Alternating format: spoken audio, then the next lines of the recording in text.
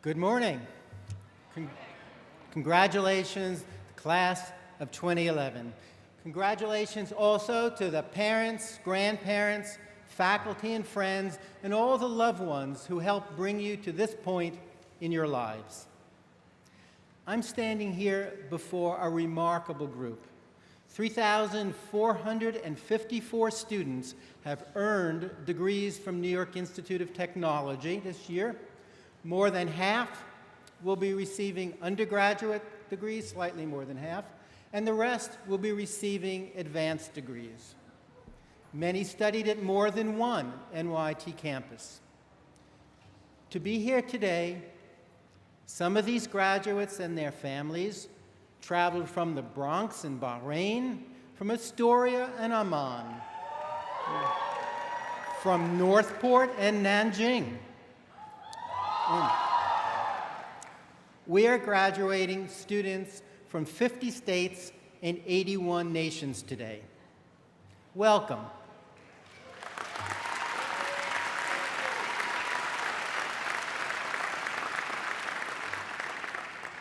Welcome, soon-to-be graduates, to what we hope will be one of your homes for the rest of your lives, NYIT.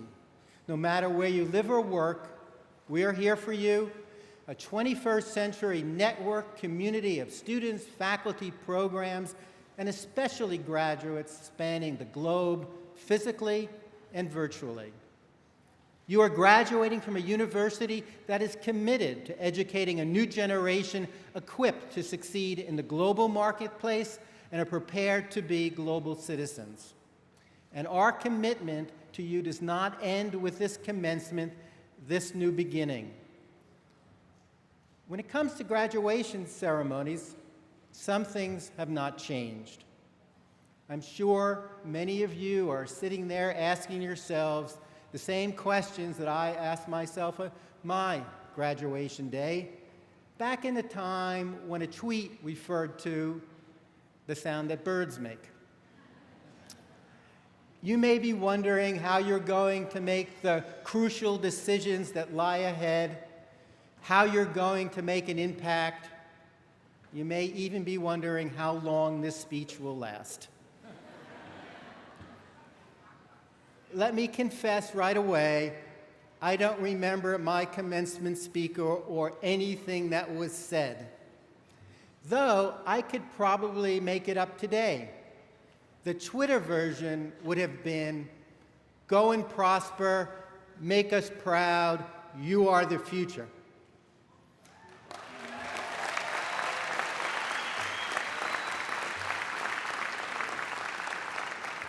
Everything else would have been commentary. Well, I'll try to do better than that. What I do recall from that day is a sense of accomplishment and exhilaration, and certainly curiosity, if not anxiety, about my future, and I suspect you do too, about your future. Years from now, you may recall that you graduated at a time when the world seemed to be in upheaval. Economic recession, political revolutions, national disasters. It's been quite a year, and it's only May. The face of the world is changing. Please look around you.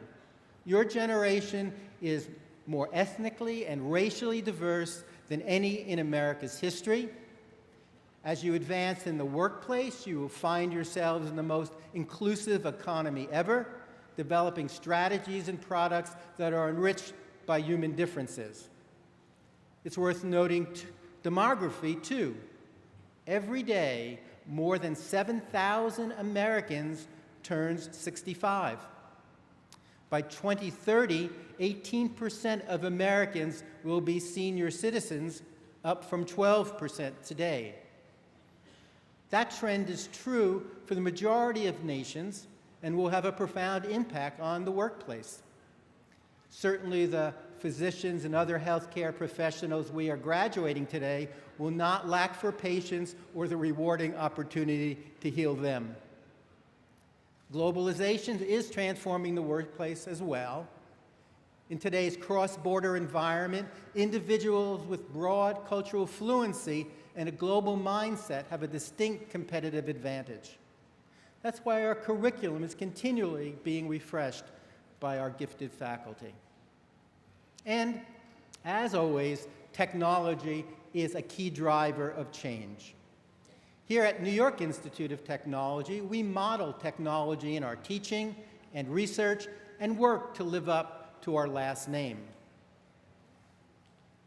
In 2007, I stood on this stage and reflected on the effect technology was having on society.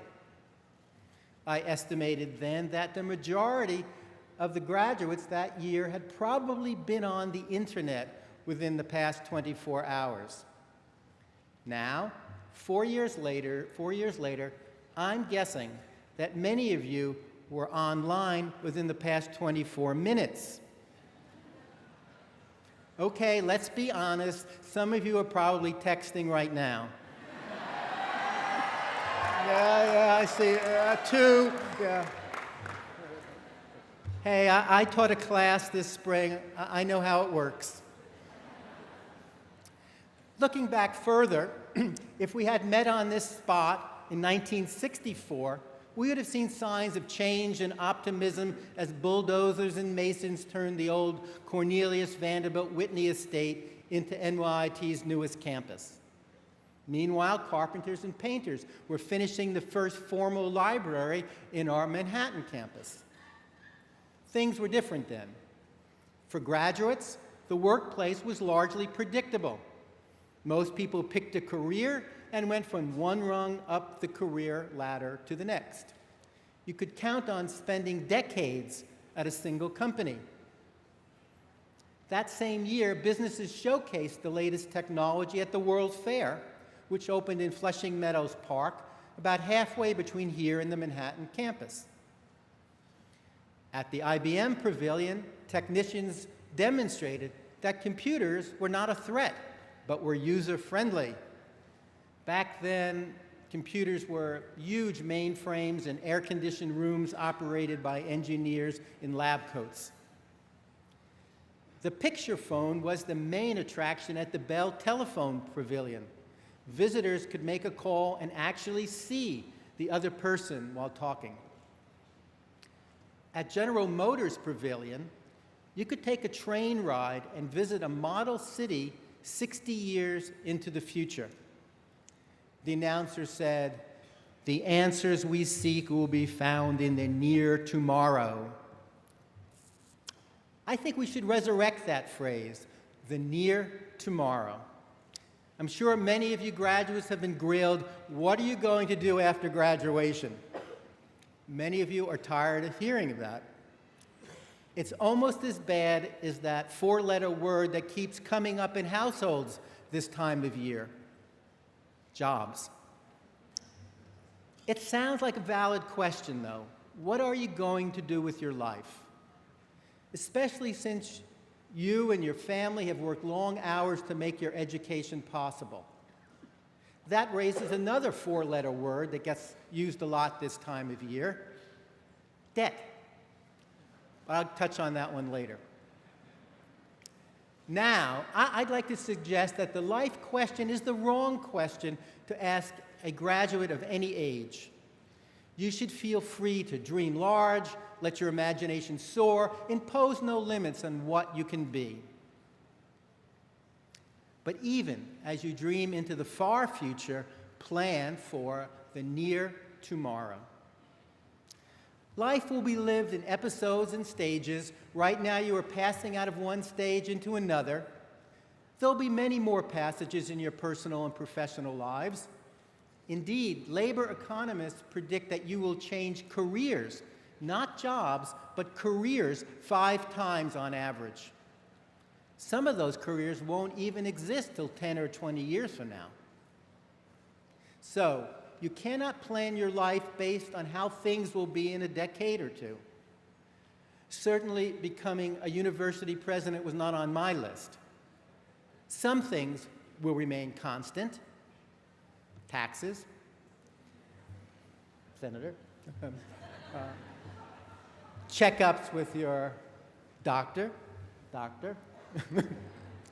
And if you've been lucky, like I have, love. But don't get too fixed on that distant goal. You'll miss opportunities today and the near tomorrow. It was Bill Gates who noted that we tend to overestimate changes that will take place in the next few years, but underestimate the changes that will occur in the next 10. As always, technology is a powerful force for change, and the speed of change in technology today is breathtaking and often disorienting. The transformations taking place are thrilling, momentous, and game-changing. Hey, I just got an iPad too. Could Angry Birds be in my future? Engineers carried slide rules from the 17th century to the 1970s, when the pocket calculator came along. And yet, it just took 4 years for the flip video camera to go from being the hottest startup in consumer electronics to becoming obsolete. That's how it should be. By definition, technology is about invention and reinvention. At NYIT, we have tried to provide you with the tools to embrace the future. To prepare you for the next technological age, we have offered courses in technology and life sciences, as well as medicine. To teach you to understand things, express things, and sell things, we had offered courses in psychology, communication arts, English, and marketing. To teach you how to run things, we have offered courses in business administration, management, and entrepreneurship. To teach you how to build things, we have offered design and engineering. Social scientists tell us that the generation now making passage into full adulthood is making the passage into independence in full adulthood is confident and high achieving and open to change.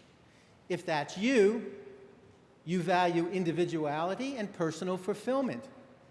You're a great deal more upbeat than those of us in my generation about your economic future, your ability to balance your work with your personal life, and about the overall state of this nation.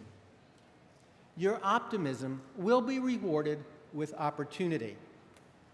This year, employers expect to hire 19% more college graduates than last year.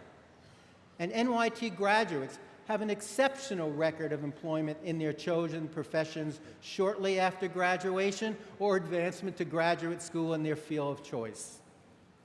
No matter how we define the hot job of the year, an information-rich, digitally saturated society puts a premium on individuals like you who have the ability to synthesize information from many sources. That premium translates into real income. Studies show that for each year of college, your annual income increases by about $10,000. You can do the math. That means $40,000 a year more than a high school graduate. A master's degree, $60,000. And college graduates currently have a 95% employment rate, far higher than high school graduates only.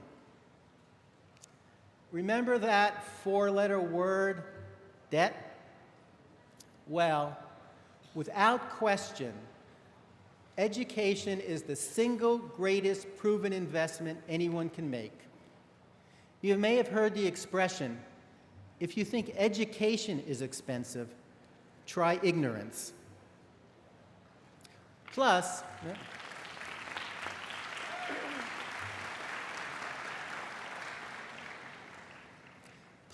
the return on the investment for education, the ROI, is simply not financial. Statistically, college graduates live longer and are healthier. They are better citizens and contributors to their communities and families, and I hope to their alma mater.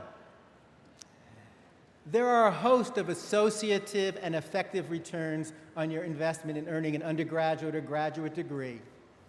From the lifelong friends you make, perhaps including a spouse, to the mentors you take with you for life. Many of them are here among the faculty. Today, you should feel good about yourself. and your connection with NYIT should improve your own value and recognition. One of the pledges that I make on behalf of the faculty, staff, administration, and trustees is to continue to increase the effective value of your NYIT degree. You can also draw inspiration from NYIT graduates in so many fields, from architecture to engineering, from media to medicine, from Wall Street to the nonprofit sector. We see the success stories of entrepreneurs and leaders who sat in your seats during the past 49 commencements. You cannot envision the changes and opportunities that will shape your lives in the years ahead.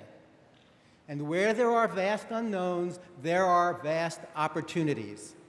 Be flexible, be nimble, keep dreaming about the distant future, but prepare for the near tomorrow. Congratulations to you, the NYIT class of 2011.